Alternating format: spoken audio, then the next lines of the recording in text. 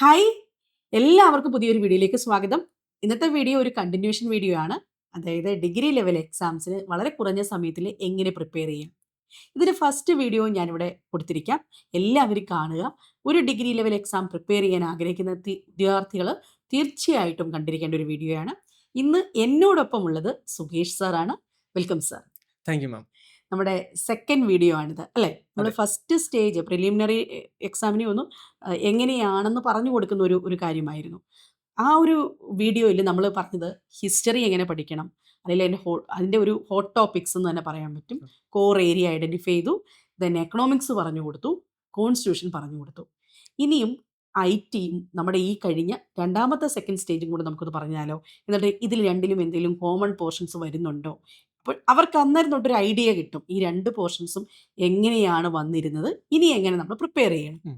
അതാണ് നമ്മൾ ഇന്ന് ഡിസ്കസ് ചെയ്യുന്നത് അല്ലേ? അതെ. എന്താണ് അപ്പോൾ സാറിന് പറയുന്നത്? ഫസ്റ്റ് ഫേസിന്റെ കാര്യങ്ങൾ നമ്മൾ ചർച്ച ചെയ്തു. ഏകദേശം 90% കോർ ഏരിയാസ് നമ്മൾ കഴിഞ്ഞ വീഡിയോയിൽ നമ്മൾ അനലൈസ് ചെയ്തായിരുന്നു. ആ. ഇനിയിപ്പോൾ നമുക്ക് ഫസ്റ്റ് ഫേസിന്റെ GK പോർഷനിൽ നിന്നുള്ള കോർ ഏരിയ എന്ന് പറയുന്നത് IT ആണ് ഇനി മിച്ചമുള്ളത്. ആ. അപ്പോൾ ഇനി കോൺസ്റ്റിറ്റ്യൂഷനകത്ത് പോകുമ്പോഴത്തേക്ക് നോൺ കോപ്പറേഷൻ മൂവ്മെന്റ് എന്നുള്ളൊരു കോർ ഏരിയ നമ്മൾ ചർച്ച ചെയ്തിട്ടുണ്ടായിരുന്നില്ല. അതായത് നോൺ കോപ്പറേഷൻ മൂവ്മെന്റ്, അതുപോലെ തന്നെ ആക്റ്റുകളുണ്ട്, റൗലറ്റ് ആക്ട്, അതുപോലെ തന്നെ ക്വിറ്റ് ഇന്ത്യ, അതുപോലെ തന്നെ പ്രധാനപ്പെട്ട മൂവ്മെന്റുകൾ അതുമായിട്ട് അസോസിയേറ്റ് ചെയ്ത വ്യക്തികൾ. ഉം. ഇപ്പം ഗാന്ധിജി ആണെങ്കിൽ ഹങ്കർ സ്ട്രൈക്ക് എന്താണ്, അതുപോലെ തന്നെ ആദ്യത്തെ സത്യാഗ്രഹം ഏതാണ്, അത് എവിടെയാണ് ചമ്പാരനിലെ നടന്നത്, ഗേദ തുടങ്ങിയ വർഷം, items അതൊക്കെയാണ്. ഒക്കെയാണ് അപ്പം ചോദിക്കുന്നത്. ഇത്തരം കാര്യങ്ങളെല്ലാം എന്തായാലും നമ്മൾ പഠിച്ചു പോയേ പറ്റുള്ളൂ. ആ.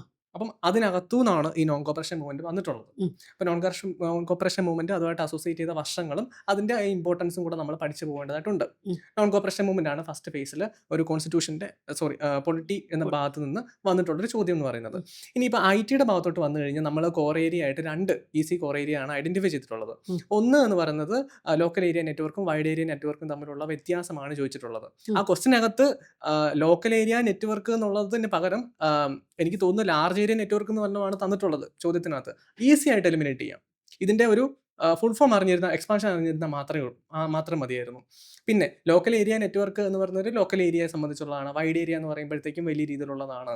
ഈ ഒരു ഡിഫറൻസ് അറിഞ്ഞു കഴിഞ്ഞാൽ അടുത്ത പോയിന്റ് നമുക്ക് എലിമിനേറ്റ് ചെയ്യായിരുന്നു. അപ്പോൾ ലാന്, വാന്, മാന്, അതുപോലെ തന്നെ ഇങ്ങനത്തെ ഇന്റർനെറ്റ്, ഇതുപോലെയുള്ള കാര്യങ്ങളെല്ലാം എന്ന് പറയുന്നത് IT-യുടെ വളരെ ബേസിക് ആയിട്ടുള്ള കാര്യമാണ്. ഇതിനകത്തും തന്നെ വളരെ ഈസി ആയിട്ടുള്ള ചോദ്യമാണ് ഫസ്റ്റ് സ്റ്റേജിൽ വന്നിട്ടുള്ളത്. ഇനി രണ്ടാമത്തെ എന്ന് പറയുന്നത് എന്താണ്, സൈബർ ബുള്ളിങ്, ഹാക്കിങ്, ഫിഷിങ്, അതുപോലെയുള്ള കാര്യങ്ങൾ. സൈബർ ലോയുമായി ബന്ധപ്പെട്ട സൈബർ ലോയുമായിട്ട് റിപ്പീറ്റഡ് പോർഷൻ ആണ്, ബന്ധപ്പെട്ട എപ്പോഴും റിപ്പീറ്റഡ് ബേസ് പോർഷൻ ആണ്. സെക്ഷൻ അല്ലേ? അപ്പോൾ ഒരു ചോദ്യ പേപ്പറിനകത്ത് ഹാക്കിങ്ങിന്റെ സെക്ഷനാണ് ചോദിച്ചിട്ടുള്ളെങ്കിൽ അടുത്ത ചോദ്യത്തിനകത്ത് ഹാക്കിംഗ് എന്താണെന്ന് ചോദിക്കും. അത് കഴിഞ്ഞിട്ട് ഫിഷിംഗ് എന്താണെന്ന് ചോദിക്കും. മാൽവെയറുകൾ എന്താണെന്ന് ചോദിക്കും. വൈറസും വേമും തമ്മിലുള്ള വ്യത്യാസം എന്താണെന്ന് ചോദിക്കും. അപ്പൊ പോർഷൻസ് വളരെ ക്രിസ്പിയാണ് ഇല്ലേ? പിന്നെ പുതിയ അപ്ഡേറ്റുകൾ അറിയിരിക്കുക എന്നുള്ളത് വളരെ ക്രിസ്പിയാണ്. മാത്രമാണ്. അപ്പം ഈ ഒരു ഭാഗത്ത് നിന്ന് ഇതിനകത്ത് ചോദിച്ചിട്ടുള്ളത് സൈബർ ബുള്ളിങ് എന്താണെന്നുള്ള സംഭവമായിരുന്നു ഫസ്റ്റ് ഫേസിൽ ചോദിച്ചിട്ടുള്ളത്. അപ്പം നമ്മളിപ്പോൾ ഫസ്റ്റ് ഫേസിൽ ഏകദേശം 18 ചോദ്യങ്ങളാണ് കോർ ഏരിയ, അതായത് PSCയുടെ കോർ ഏരിയയിൽ നിന്ന് വന്നിട്ടുള്ള 18 ചോദ്യങ്ങൾ. നമ്മൾ കോർ ഏരിയ വ്യക്തമായിട്ട് കണ്ടുപിടിക്കുക, അത് പഠിച്ചിട്ട് മാത്രം എക്സാമിനേഷന് അറ്റംപ്റ്റ് ചെയ്തിട്ടുള്ള ഒരു വ്യക്തിക്ക് ഈ 18 മാർക്ക്, ഈ 18 കോർ ഏരിയ ഈസി ആയിട്ട് അറ്റംപ്റ്റ് ചെയ്യാൻ കഴിയുമായിരുന്നു. അപ്പൊ ഇതാണ് ഫസ്റ്റ് ഫേസിൽ സംഭവിച്ചിട്ടുള്ളത്. GK പോർഷൻ മാത്രമാണ് നമ്മൾ നോക്കുന്നത്. ഈ സെക്കൻഡ് ഫേസിലേക്ക് പോകുമ്പോൾ നമ്മൾ എന്താ ചെയ്യുന്നത്? സെക്കൻഡ് ഫേസിൽ നമുക്ക് ഇതേപോലെ തന്നെ കുറച്ച് റിപ്പീറ്റഡ് പോർഷൻസ് വന്നിട്ടുണ്ട് അല്ലേ? ഗവൺമെന്റ് ഓഫ് ഇന്ത്യ ഫേസിലും. അതെ. സെക്കൻഡ് ഫേസ് എന്ന് പറയുമ്പോഴത്തേക്കും ഫസ്റ്റ് ഫേസിനെ സംബന്ധിച്ച് നമ്മൾ ഈ 18 കോർ ഏരിയ പറഞ്ഞിട്ടുണ്ടെങ്കിൽ ഇതിനകത്തും തന്നെയാണ് 6 കോർ ഏരിയക്കകത്തു നിന്നുള്ള കണക്റ്റഡ് ഫാക്ടർ സെക്കൻഡ് ഫേസിൽ ചോദിച്ചിട്ടുള്ളത്. അതിലെ ആദ്യത്തെ പരീക്ഷ. അപ്പോൾ നമ്മൾ മനസ്സിലാക്കേണ്ടത് പറഞ്ഞാൽ ഈ പരീക്ഷയെ ബേസ് ചെയ്ത് ഞങ്ങൾ എന്തിനാ ഇങ്ങനെ പറയുന്നത് വെച്ച് കഴിഞ്ഞാൽ ആദ്യത്തെ പരീക്ഷയെ ബേസ് ചെയ്ത് 6 പോർഷൻസ് വീണ്ടും റിപ്പീറ്റ് ചെയ്യുകയാണ്. അപ്പം നമ്മൾ പ്രീവിയസ് ഇയർ ക്വസ്റ്റ്യൻ പേപ്പർ നോക്കുന്നതിന്റെ പ്രാധാന്യമാണ് ഇവിടെ മനസ്സിലാക്കേണ്ടത്. എങ്ങനെ PYQ പഠിക്കാം, അല്ലെങ്കിൽ പഠിച്ചു കഴിഞ്ഞാൽ എങ്ങനെ അത് എഫക്റ്റീവായിട്ട് പഠിക്കാം. വെറുതെ ഒരു റാങ്ക് ഫെയിൽ വെച്ച് പഠിക്കുകയല്ലോ. ഇപ്പം ക്വസ്റ്റ്യൻ പേപ്പർ നോക്കി കഴിഞ്ഞാൽ നമ്മൾ ക്വസ്റ്റ്യൻ പേപ്പർ ചെയ്തു, ആൻസർ കണ്ടുപിടിച്ചു, വേറെ ക്വസ്റ്റ്യൻ പേപ്പർ ചെയ്തു, ആൻസർ കണ്ടുപിടിച്ചു, അങ്ങനെയല്ല. ആ ഒരു ഏരിയ നമ്മൾ കവർ ആക്കിയിട്ട് വേണം പിന്നെ അടുത്ത ചോദ്യത്തിലേക്ക് പോകാൻ. ഇപ്പം നമ്മൾ ഫസ്റ്റ് ഫേസിനകത്തെ ചോദ്യത്തിനകത്തുനിന്ന് 6 ഏരിയ ആണ് കണ്ടുപിടിച്ചത്. ആ 6 ഏരിയയിൽ നിന്ന് തന്നെയാണ് സെക്കൻഡ് ഫേസിൽ 6 ചോദ്യങ്ങൾ വന്നിട്ടുള്ളത്. അപ്പൊ നമുക്ക് 6 ഏരിയ നമ്മൾ ഐഡന്റിഫൈ ചെയ്ത് കണക്ട് ചെയ്ത് വെച്ചിട്ടുണ്ട്. അപ്പം ആ 6 ഏരിയ എന്ന് പറഞ്ഞപ്പോൾ നീതി ആയോഗ് റിപ്പീറ്റഡ് ആണ്, RTI ആക്ട് റിപ്പീറ്റഡ് ആണ് വന്നിട്ടുള്ളത്, ആന്റി ഡിഫെക്ഷൻ ലോ റിപ്പീറ്റഡ് ആണ് വന്നിട്ടുള്ളത്, അതുപോലെ തന്നെ 20 പോയിന്റ് പ്രോഗ്രാം. ഇപ്പൊ 5th 5 year പ്ലാൻ ആണ് ഫസ്റ്റിൽ ചോദിച്ചത്, സെക്കൻഡിലും ചോദിച്ചേക്കുന്നത്. ഇനി ഗവൺമെന്റ് ഓഫ് ഇന്ത്യ 1858 സെക്കൻഡ് ഫേസിലും ചോദിച്ചു, ഫസ്റ്റ് ഫേസിൽ 1858 റിവോൾട്ട് സംബന്ധിച്ചുള്ള കാര്യങ്ങൾ ചോദിച്ചു. അപ്പം ഇതുപോലത്തെ കണക്റ്റഡ് ആയിട്ടാണ് ഈ 2 ചോദ്യപേപ്പർ ഇവിടെ വരുന്നുള്ളൂ. ആ. ആ 2 ചോദ്യപേപ്പറിൽ തന്നെ 6 ക്വസ്റ്റ്യൻസ് കണക്റ്റഡ് ആയിട്ടാ കോർ ഏരിയയിൽ നിന്ന് തന്നെ വന്നിട്ടുള്ളത്. കണക്റ്റഡ് ആയിട്ട് ചോദിച്ചിട്ടുണ്ട്. കണക്റ്റഡ് ആയിട്ട് വന്നിട്ടുള്ളത്. ഇനിയിപ്പം സെക്കൻഡ് ഫേസ് എടുത്ത് നോക്കാം. ആ. സെക്കൻഡ് ഫേസിനകത്ത് കോർ ഏരിയ നമ്മൾ ഏകദേശം 21ഓളം കോർ ഏരിയ ആണ് നമ്മൾ ഐഡന്റിഫൈ ചെയ്തത്. യെസ്, 21ഓളം കോർ ഏരിയ ഉണ്ട് അല്ലേ? അതെ. അപ്പം ഫസ്റ്റ് ഫേസ് നോക്കാം, ബാറ്റിൽ ഓഫ് കൊളച്ചിൽ.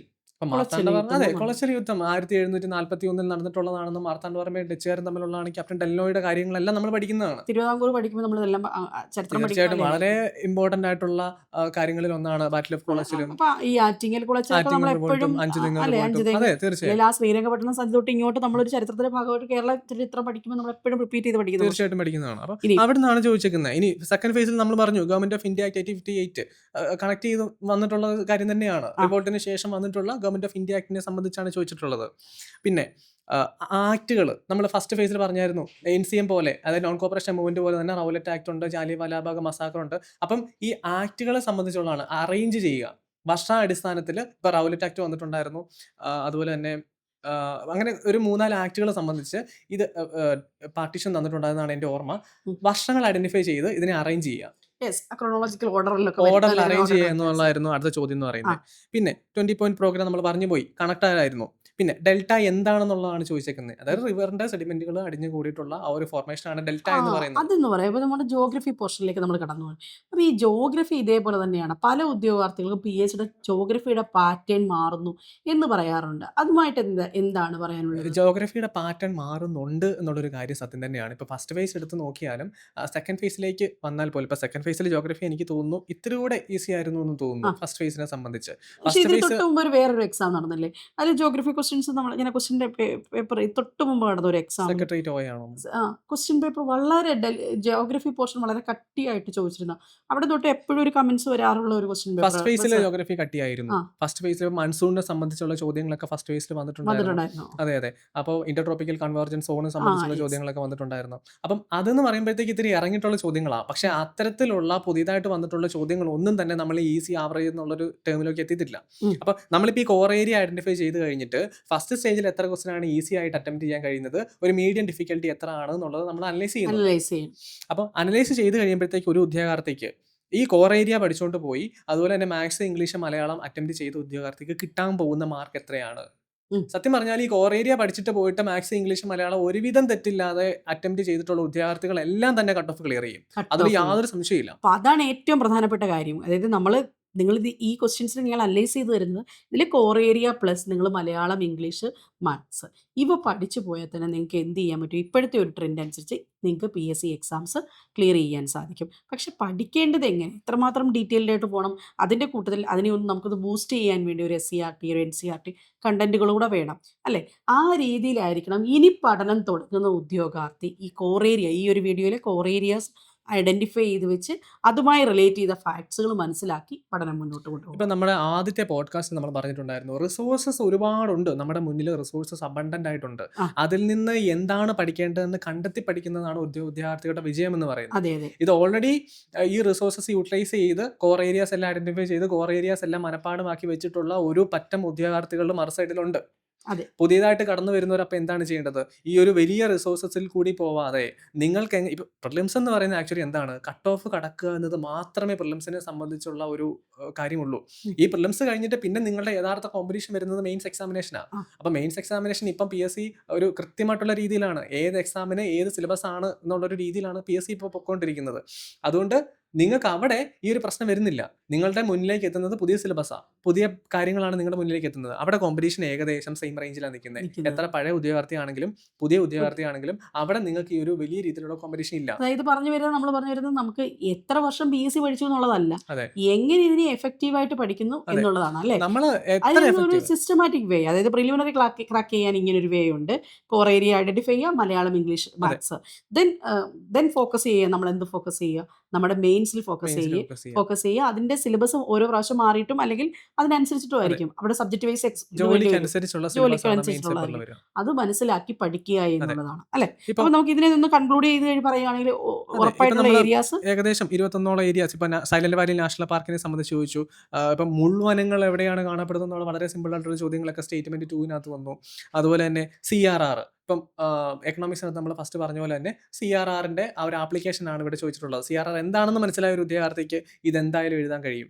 അതുപോലെ തന്നെ നീതി ആയോഗ് വീണ്ടും റിപ്പീറ്റ് അടിച്ചു വന്നു. പ്രസിഡന്റ് വീണ്ടും റിപ്പീറ്റ് അടിച്ചു. അപ്പുറത്ത് പ്രസിഡന്റ് റൂൾ ആയിരുന്നു, ഇപ്പുറത്ത് പ്രസിഡന്റിന്റെ ഏരിയയിൽ നിന്ന് മറ്റൊരു ചോദ്യമായിരുന്നു. അതുപോലെ തന്നെ ലോക്പാൽ, നിലവിൽ ആദ്യത്തെ ലോക്പാൽ ആരായിരുന്നു എന്നാണ് ചോദ്യം വന്നത്. RTI ആക്ടുകളെ പറ്റി ഫസ്റ്റ് ക്വസ്റ്റ്യൻ RT ആക്ടിനകത്ത് പേപ്പർ ഉണ്ടായിരുന്നു അല്ലേ? അത് തന്നെ. പിന്നെ ഫണ്ടമെന്റൽ ഡ്യൂട്ടി. ഫണ്ടമെന്റൽ ഡ്യൂട്ടി എന്തൊക്കെയാണ് എന്നുള്ളൊരു ഏറ്റവും ബേസ് ആയിട്ടുള്ള ചോദ്യമാണ്. ഇപ്പം നിലവിൽ നമുക്ക് 11 ഫണ്ടമെന്റൽ ഡ്യൂട്ടിയാണ് ഉള്ളത്. ആ 11 ഫണ്ടമെന്റൽ ഡ്യൂട്ടി എന്താണെന്നുള്ളതൊന്ന് ജസ്റ്റ് ഒന്ന് വായിച്ചിട്ട് പോയ ഉദ്യോഗാർത്ഥിക്ക് ഇത് കിട്ടുമായിരുന്നു. അത് നമ്മൾ NCERT സ്റ്റാർട്ട് ചെയ്ത പോർഷൻസ് ആണല്ലോ ഈ ഫണ്ടമെന്റൽ തീർച്ചയായിട്ടും അതിനെ സംബന്ധിച്ച് ഞാൻ തന്നെ ഒരു വീഡിയോ ഇട്ടിട്ടുണ്ട്, ഈ 11 ഫണ്ടമെന്റൽ ഡ്യൂട്ടി. ആ ഒരു വീഡിയോ കണ്ട് ഉദ്യോഗാർത്ഥിക്ക് ഇത് ഈസി ആയിട്ട് കിട്ടും. അതെ. അപ്പം അതുപോലെ തന്നെ ആന്റി ഡിഫെക്ഷൻ ലോ അപ്പുറത്തും ചോദിച്ചു, ഇവിടെയും ചോദിച്ചു. പിന്നെ കേരളത്തിലെ കേരള കലാമണ്ഡലം കേരള കലാമണ്ഡലം എന്നൊക്കെ പറയുന്നത് വളരെ ഇമ്പോർട്ടന്റ് ആയിട്ടുള്ള ഇൻസ്റ്റിറ്റ്യൂഷൻ ആണ്. അതൊരു കോർ ഏരിയ തന്നെയാണ്. എവിടെയാണ് സ്ഥിതി ചെയ്യുന്നുള്ളത് ചോദിക്കുന്നുണ്ട്. ചെറുതുരുത്തിലാണെന്ന് ചോദിക്കുന്നുണ്ട്, 930-ലാണെന്ന് ചോദിച്ചിട്ടുണ്ട്. അസോസിയേറ്റ് ചെയ്ത വ്യക്തികൾ വള്ളത്തോൾ, അതുപോലെ തന്നെ മാധവരാജ തുടങ്ങിയ അസോസിയേറ്റ് ചെയ്ത ആളുകൾ ഭാരതപ്പുഴയാണ് ഫ്രണ്ടിൽ കൂടെ ഒഴുകുന്നത്. അപ്പൊ ഇതെല്ലാം കോർ ഏരിയയ്ക്ക് അകത്ത് വരുന്ന കാര്യങ്ങളാണ്. ഇവിടെ ചോദിച്ചത് വള്ളത്തോളിനെ സംബന്ധിച്ചാണ് ചോദിച്ചത്. അതെ. അതുപോലെ തന്നെ ഫസ്റ്റ് ന്യൂസ് പേപ്പർ മലയാളം ചരിത്രം പഠിക്കുമ്പോൾ നമ്മൾ പഠിക്കുന്നത് ഒരു കാര്യമാണ്. കേരളത്തിലുള്ള ഓരോ ന്യൂസ് പേപ്പറും അതിന്റെ പ്രത്യേകതകൾ അല്ലെ, ഓരോ പത്രങ്ങൾ എവിടെ ആര് സ്ഥാപിച്ചു, ഏത് വർഷം സ്ഥാപിച്ചു, ദീപിക, ഇതൊക്കെ റിപ്പീറ്റഡ് ക്വസ്റ്റ്യൻസ് ആണ്. റിപ്പീറ്റ് ചെയ്ത് വന്നിട്ടുള്ള ചോദ്യങ്ങൾ തന്നെയാണ്. എത്രയോ തവണ ചോദിച്ചിരിക്കുന്നു. ഐഡന്റിഫൈ ചെയ്യുമ്പോൾ ആ പത്രങ്ങൾ അതൊക്കെ PSC ബുള്ളറ്റിനൊക്കെ എനിക്ക് തോന്നുന്നു നല്ല റിസോഴ്സസ് ആണ്. ഒരുപാട് വായിക്കാനുണ്ട്, അതിനകത്ത് പോയിന്റ്സ് വായിക്കാനുണ്ട്. അതെ. അതുപോലെ തന്നെ IT-യിലേക്ക് വരുമ്പോഴത്തേക്കും ഫാസ്റ്റസ്റ്റ് മെമ്മറി ഏതാണെന്ന് ചോദിക്കുന്നു, ഓപ്പൺ സോഴ്സസ് ഏതാണെന്ന് ചോദിക്കുന്നു. ഇതെല്ലാം PYQ പല ആവർത്തി വന്നിട്ടുള്ള ഏരിയക്കകത്തും തന്നെയാണ് ഈ ചോദിച്ചേക്കുന്നത് IT-യുടെ ഭാഗത്തേക്ക് വരുമ്പോഴത്തേക്കും. പിന്നെ ക്ലൈമറ്റ് ചേഞ്ച് വളരെ ഇമ്പോർട്ടൻ്റാ. മോൺട്രിയൽ പ്രോട്ടോകോൾ എന്താണ്, ഓസോൺ ഡിപ്ലീറ്റിംഗ് സബ്സ്റ്റൻസസ് എന്തൊക്കെയാണ്, കിഗാലി അഗ്രിമെന്റ് എന്താണ്, ഗ്രീൻ ഹൗസ് വാതകങ്ങൾ ഏതൊക്കെയാണ്. അപ്പം ഇതെല്ലാം ഇമ്പോർട്ടന്റ് ആയിട്ടുള്ള ഏരിയസ് തന്നെയാണ്. വരുന്നതാണ്. അത് ഈ നമ്മുടെ പരിസ്ഥിതിയുമായി ബന്ധപ്പെട്ട പ്രോട്ടോകോൾസ് അല്ലെങ്കിൽ പരിസ്ഥിതിയുമായി ബന്ധപ്പെട്ട സമിറ്റുകൾ അല്ലെ, എക്സാമിനായാലും UN സമിറ്റുകളും ഒക്കെ വളരെ പ്രധാനപ്പെട്ട തന്നെ ചോദിക്കാറുണ്ട്. അപ്പൊ ഇവിടെ ചോദിച്ചിട്ടുള്ളത് മോൺട്രിയൽ പ്രോട്ടോകോൾ ആണ്. അപ്പൊ നമുക്ക് ഇതൊന്ന് സമ്മപ്പ് ചെയ്യാം. ഫസ്റ്റ് ഫേസിൽ 18 കോർ ഏരിയ നമ്മൾ ഐഡന്റിഫൈ ചെയ്തു. സെക്കൻഡ് ഫേസിൽ 21 കോർ ഏരിയ നമ്മൾ ഐഡന്റിഫൈ ചെയ്തു. ഇനി നമുക്ക് മനസ്സിലായി ഏകദേശം 21 മാർക്കോളം കോർ ഏരിയ പഠിച്ചിട്ട് പോയ ഉദ്യോഗാർത്ഥിക്ക് സെക്കൻഡ് ഫേസിലും കിട്ടും. 18 മാർക്കോളം നമ്മൾ ഫസ്റ്റ് ഫേസിലും കിട്ടും നമുക്ക് മനസ്സിലായി. ഇനി നമുക്ക് ഈസി ആവറേജ് ചോദ്യങ്ങൾ ഈ 2 ഫേസിലും ഒന്ന് അനലൈസ് ചെയ്യാം. അപ്പോൾ ഫസ്റ്റ് ഫേസ് എടുക്കാം. ഫസ്റ്റ് ഫേസിന്റെ GK പോർഷൻ എടുത്തു കഴിഞ്ഞാൽ വളരെ ഈസി ആയിട്ട് അറ്റൻഡ് ചെയ്യാവുന്ന ഏകദേശം 15ഓളം ചോദ്യങ്ങളുണ്ടായിരുന്നു. ആർക്ക് വേണമെങ്കിലും അറ്റൻഡ് ചെയ്യാവുന്ന PSCയിലെ ഒരുവിധം ബേസ് അണ്ടർസ്റ്റാൻഡിംഗ് ഉള്ള ഉദ്യോഗാർത്ഥികൾക്ക് ഏകദേശം 15 ചോദ്യങ്ങൾ GKയിൽ നിന്ന് അറ്റൻഡ് ചെയ്യാൻ കഴിയുമായിരുന്നു. ഇനി മീഡിയം റേഞ്ചുള്ള ഡിഫിക്കൽറ്റിയിൽ നിൽക്കുന്ന ഏകദേശം ഒരു 15ഓളം ചോദ്യങ്ങൾ ഫസ്റ്റ് ഫേസിലുണ്ടായിരുന്നു. അങ്ങനെ ഇത് രണ്ടും കൂടെ 50 ചോദ്യത്തിൽ 30 ചോദ്യം, മീഡിയം ഡിഫിക്കൽറ്റിയും ഈസി എന്ന് കൂട്ടിയിട്ട് 30 ചോദ്യങ്ങൾ ഫസ്റ്റ് ഫേസിൽ. അതൊരു 2 മാസം കൊണ്ട് PSC പഠിക്കുന്നവനും എഴുതുന്ന ക്വസ്റ്റ്യൻസ് തന്നെയായിരുന്നു ആ ഒരു 30 ചോദ്യങ്ങൾ എന്ന് പറയുന്നത്. ഈ ക്രാഷ് ബാച്ചുകളിലും അതുപോലെ തന്നെ ഇമ്പോർട്ടന്റ് ആയിട്ടുള്ള ബുക്സുകളിലും ഒക്കെ നമ്മൾ നോക്കിയിട്ട് പോയ ഉദ്യോഗാർത്ഥിക്ക് ഈ ഒരു ഈസി റേഞ്ച് എന്തായാലും കിട്ടും. മീഡിയം റേഞ്ചിലുള്ള പകുതിയിൽ കൂടുതൽ ചോദ്യങ്ങൾ എങ്കിലും കിട്ടും. 20 ക്വസ്റ്റ്യൻസ് നമ്മൾ എലിമിനേറ്റ് ചെയ്തു. 20 അതിൽ കൂടുതലും വരുന്ന സ്റ്റേറ്റ്മെന്റാ. 20 സ്റ്റേറ്റ്മെന്റ് ചോദ്യങ്ങൾ നമ്മൾ തൊട്ടിട്ടില്ല. 20 സ്റ്റേറ്റ്മെന്റ് ചോദ്യങ്ങൾ. അപ്പം ഒരു 50 ചോദ്യങ്ങൾ ഉണ്ടെങ്കിൽ അതിൽ 30 എണ്ണം ഏകദേശം ഈ ആവറേജ് പ്ലസ് മീഡിയവും 20 എണ്ണം അത്യാവശ്യം സ്റ്റേറ്റ്മെന്റ് ബേസ്ഡ് ക്വസ്റ്റ്യനുമാണ്. ഡിഫിക്കൽറ്റി ലെവൽ ഒരു 3 എന്ന് തന്നെ നമുക്ക് പറയാൻ പറ്റും. അപ്പൊ ഇതാണ് ഒരു PSCയുടെ പാറ്റേൺ എന്ന് നിങ്ങൾ മനസ്സിലാക്കുക. കഴിഞ്ഞ 2 എക്സാംസിൽ ഏകദേശം ഈ പാറ്റേൺ തന്നെയല്ലേ. രണ്ടാമത്തെ ക്വസ്റ്റ്യൻ പാറ്റേണിൽ എന്തിനായിരുന്നു വന്നത്? രണ്ടാമത്തേത് വന്നപ്പോൾ രണ്ടാമത്തെ ഫേസിൽ ഈസി ക്വസ്റ്റ്യൻ ആദ്യത്തേത് 15 ആണെങ്കിൽ ഈസി ക്വസ്റ്റ്യൻ രണ്ടാമത്തേത് 20 എണ്ണം ഉണ്ടായിരുന്നു.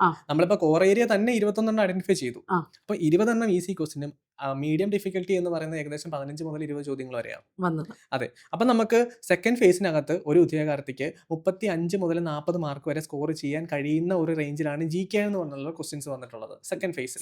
എന്നാൽ ഫസ്റ്റ് ഫേസിൽ നോക്കുമ്പോഴത്തേക്കും ഏകദേശം 30 വരെയുള്ള മാർക്കുകളാണ് ഈസി മീഡിയം റേഞ്ചിലേക്ക് ഫസ്റ്റ് ഫേസിൽ വന്നിട്ടുള്ളത്. അതെ. ഇനിയിപ്പം മാത്സിന്റെ കാര്യം എടുത്ത് നോക്കിയാൽ, മാത്സ് മെന്റൽ എബിലിറ്റി കാര്യം എടുത്ത് നോക്കിയാൽ, ഇപ്പൊ ഈസി നമ്മൾ 6 ചോദ്യങ്ങളാണ് നമ്മൾ മാത്സിനകത്തുനിന്ന് ഫസ്റ്റ് ഫേസിൽ. എന്നാൽ സെക്കൻഡ് ഫേസിലേക്ക് വരുമ്പോഴത്തേക്ക് അത് ഈസി ചോദ്യങ്ങൾ 5 ആയിട്ട് ചുരുങ്ങിയിട്ടുണ്ട്. ഫസ്റ്റ് ഫേസിൽ 6 ചോദ്യമാണെങ്കിൽ സെക്കൻഡ് ഫേസിൽ ഈസി 5 ചോദ്യമാണ്.